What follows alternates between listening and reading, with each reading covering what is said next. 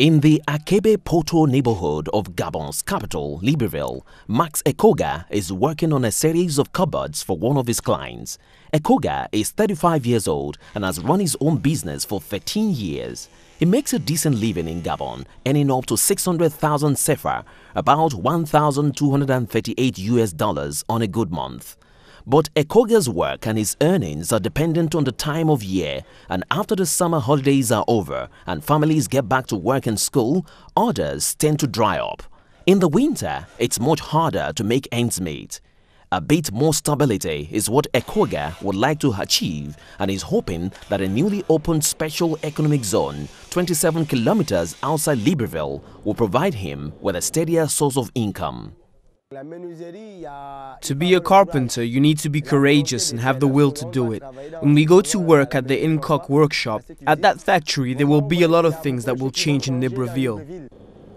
The Incock Special Economic Zone spans an area of 1,126 hectares. It is the biggest of its kind in West and Central Africa, and $1.1 billion worth of foreign investment deals to build factories and processing plants have been signed on the project, the equivalent of a quarter of Gabon's annual budget. It's hoped the zone will also lead to the creation of between 6,000 and 7,000 jobs. So currently what you have is base infrastructure of about close to 16 kilometers of road, electricity of about 35 megawatts available, and water of about 6 million liters per day capacity available. Now industry will start constructing. The Incock Special Economic Zone is part of President Ali Ben Bongo's plans to diversify the country's government, which under previous heads of state relied primarily on oil and gas revenues. Bongo and the Ministry of Forest and Water passed a law in January 2010 banning the export of raw timber, formerly Gabon's second largest export. When we started as a timber economic zone. Today I would say it's about 50-50. 50% of the industries are timber industries, 50% non-timber industries. So while you have timber industries right from primary processing like sawn to more tertiary processing like flooring and plywood, on the other hand you have things like ferromanganese, you have iron rods which are used for construction, you have toll sheets, you have charcoal manufacturing facilities, you have paper tissue manufacturing facilities.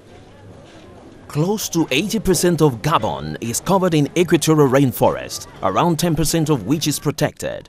A series of concessions have been bought mostly through foreign direct investment, many of which have the internationally recognized FSC Sustainable Forestry certification.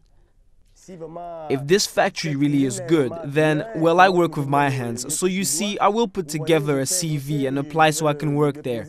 It's a project where the Gabonese can work, so there is less unemployment. And we can show, every Gabonese can show off their talents. Libreville, Gabon's political capital, currently has a population of around 500,000. One of the biggest challenges for the country's industrialization plans will be to find labor and to build capacity in the low populous state.